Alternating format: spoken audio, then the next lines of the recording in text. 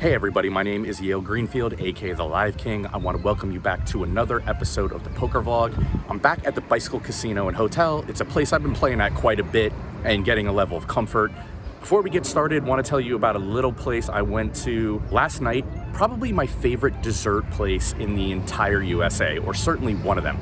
The place is called Somi Somi, and it's a Japanese-Korean soft serve place.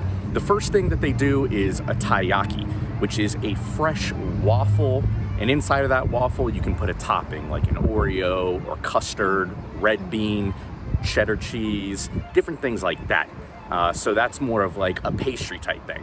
What I like is I like to get the soft serve in a puffle cone, and their puffle cone, that's like a waffle, is shaped like a fish. They stuff it with soft serve. They have things like sesame, milk, matcha, sometimes mango, all different kinds of flavors, and they rotate. And every flavor I've had has been amazing. Within that cone, you can also, I'll get like milk or sesame, and I'll put a little bit of custard inside of it. It's got that fresh waffle cone, and it's just so fucking good. So I really recommend that. They are in Las Vegas and Chinatown, and I believe they also have one in Henderson. They're all throughout LA and California, and there's a bunch in Texas, so they're franchising. If you're in any of those places, go check this place out. I absolutely love it. Time to go inside now to the bike, try to win a little bit of money in these games. I'll be back at the end with a little recap.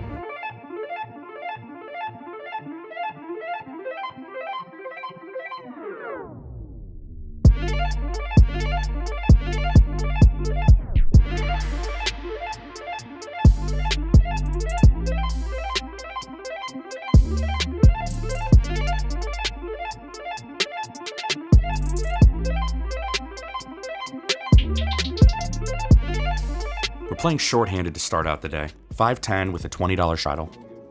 Button opens is $60. We've got ace-2 of diamonds in the big blind. So with the straddle yet to act behind, I want to play 3-better fold. I don't want to play any calls. So I make it 300 to go. Straddle quickly folds, and the button is going to put in the call. And this is a little bit of cause for concern. I was hoping to steal a $60. Even a tight guy can open pretty wide from the button, but once he puts in the call, I think he's strong. Flops king 4-4 2 hearts, and mostly I would start with a small bet here, but sometimes I'm going to check and give up. So that's what I do. I check. And he checks back quickly. Turn is a 10 of hearts, so now I'm thinking that the button would have often bet a pair of kings, or a flush draw like ace queen or ace jack of hearts. So I'm going to go for a bluff of 2 1/4. Button quickly calls, so I'm hoping to fade a heart on this river. And that's what happens when the 3 of clubs drops. So again, this guy's pretty tight. I think he will have 10s full on occasion, but he could have pocket jacks, pocket queens, or just a heart in hand. Sometimes we gotta shove it down their throat. So I go for 700. And he folds really fast. This is a lesson in how to punish a nit. We got pocket aces and straddle here. Let's go, baby. Under the gun's called. Low jack calls. Big blind completes, and we shoot it up to 150 with our black aces. Under the gun's gonna call 130 more. It is? Call. 150 call. So is the low jack, and the low jack is an LA legend known as Papa. Big blind folds, so we're gonna hit this flop 3 ways. We get a king 10-5 rainbow board, so I'm gonna start betting here to try to collect value. We bet 250. Wait. One more patient. Low jack with the out of turn call, so he has now let under the gun know that he's going to be continuing if under the gun calls. So it's an interesting spot for under the gun because he's now getting a better price knowing that the low jack is forced to call if he calls. The low jack won't have an option to raise. Now under the gun could raise us if he wants low jack out of the way because then the action would change. But under the gun folds, low jack calls, and we're off to a turn here. 8 of diamonds, so I need to keep protecting these aces. We shoot out a bet of 600. And that's gonna be too much heat for Papa. He's gonna fold this one. Cutoff raises to $80 here. Button puts in the call, and And wow, we have pocket aces once again. Incredible. We shoot it up to 405. How much is it? 405? 405, 405. Okay, 405. But the cutoff wants to play for more. He makes it 1175. Button folds. And now with the action back on us, let me take you through my thought process here. I've won a couple of small pots leading into this hand, 3-bet with pocket kings and bet a flop. I've increased my stack to $4,000 now. And I typically don't play 5-bets, especially when I don't know somebody. In this exact hand, I'm pondering, maybe I should just 5-bet shove against this guy. He's representing something super strong, but my normal strategy is to just play a call. So I go ahead and do just call. The flop's really good for us, 7-6-4, 2 hearts. We check. Cutoff bets 775. So with the action back on us, we could check raise all in, but there's really not much to be scared about here. We have the ace of hearts, so that eliminates ace high flush draws from his range. I don't really want him to stop bluffing, I don't think. Sometimes he's just gonna have kings or queens. Those are gonna keep betting almost always on turns. So I go ahead and call. Turns at 3 of clubs, so any 5 makes a straight, and we check it over to him. Reality here is he's got more ace-5 suited than I do. I would never flat ace-5 suited in my position. He could 4-bet bluff it sometimes. Go ahead. Cutoff checks, and the river's a 9. So now we have a decision. Do I think he's bluffing? Do I think he's got value? It seems close between bet and check. I could make an argument for either. I go ahead and check, hoping that he'll continue with his bluffs. He checks back. We show him the aces. He mucks his hand, and a 4K pot goes our way. Again, aces. Yeah! We got 9-8 of clubs and hijack here. Middle position and low jack both limp. And with the action on us, I think this is a fold or a raise. In this instance, I go for $120. I think it's kind of a fringe open. Might be a pip or 2 off of where we should be opening, like a jack 10 or a 10-9. But I go ahead and open this 9-8. Low jack does put in the call. So we're gonna go to a flop heads up here. And we flop top pair with a backdoor flush and backdoor straight. Low jack checks. I go for a bet of 135. Low jack calls really quickly. It turns to 7, pairing the middle card. And the low jack checks again. I don't think this is too close. I think we gotta check back when the 7 pairs. River's a king. Low jack acting quickly bets 200. I call pretty quick because the price is just too good. He shows us the bad news, trips with an ace kicker, so he got us on the turn. I think the big takeaway here is that pre-flop is just a little bit too loose, and we kind of get punished for it. We've got 2 queens in big blind here. Straddle is on, so we're gonna be the middle blind in this hand.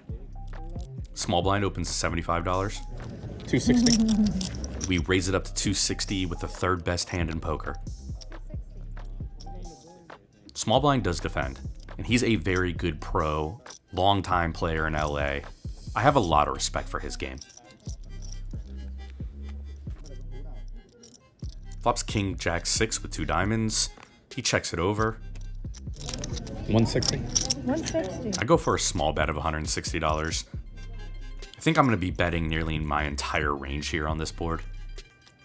He puts in the call pretty quickly.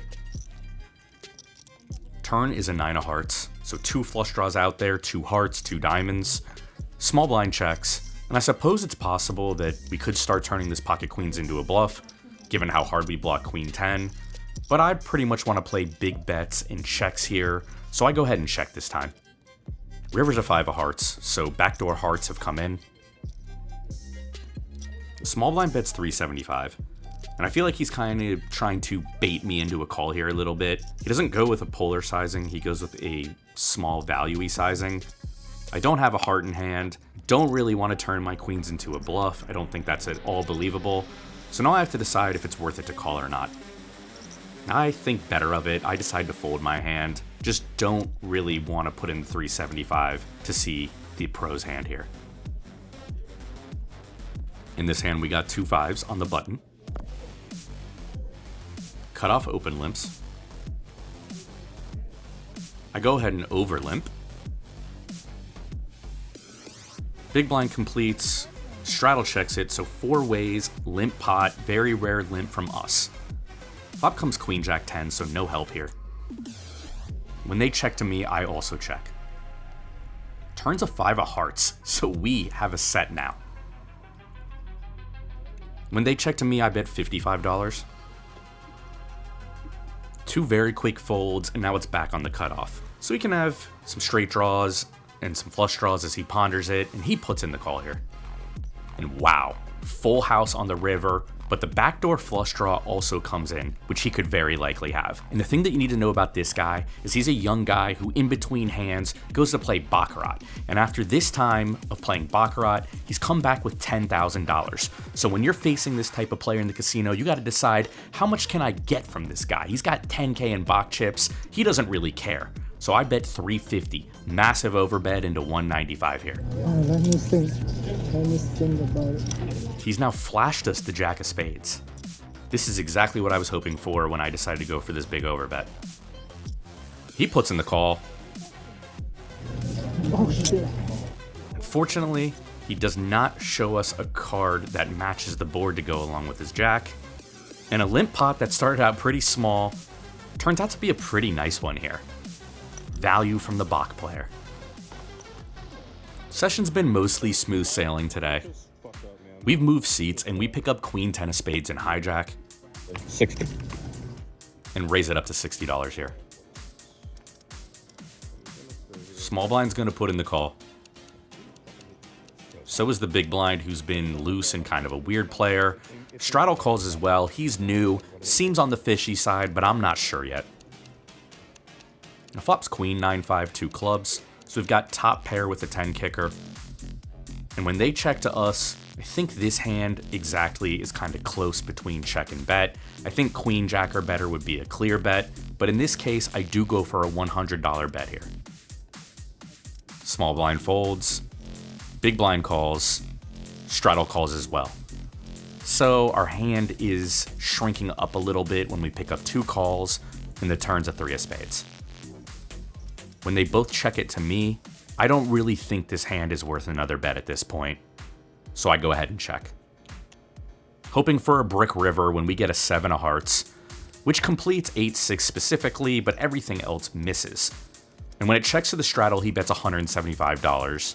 It's just so much price here, and he doesn't really seem very solid so far. So I take a price. But uh-oh, trouble, because the big blinds call it as well. Straddle shows jack 9, so I was right about him. But when we reveal our queen 10, it's beat by the big blind's queen jack.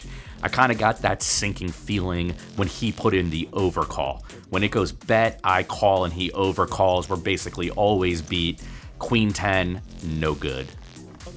Button's open to 60 here, and oh my god, pocket aces again for us in the big blind. We raise it up to 260. We're just getting completely whacked by the deck today. Action is back on the button. He's been pretty tight. I'm hoping he puts in at least the call.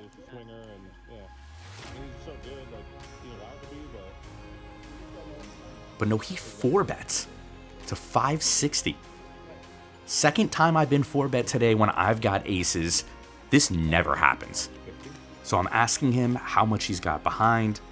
It's approximately $1,100, but all I'm really thinking about is me holding a fat stack of cash like I'm in the money phone meme. So I go ahead and call. As I told you guys earlier, I typically don't play 5-bets in this spot.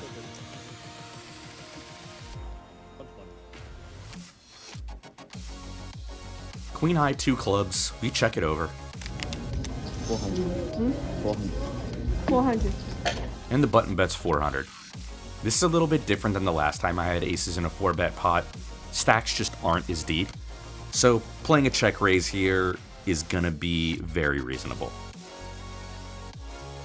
So that's what I do. I make it 1100, which I believe puts him all in. But it's actually 1130. It's $30 more. He quickly puts in the cash. We go ahead and call just to make sure that there's a cover out there.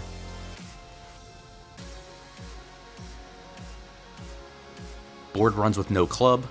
And after we show him aces, he tables pocket kings. Wow.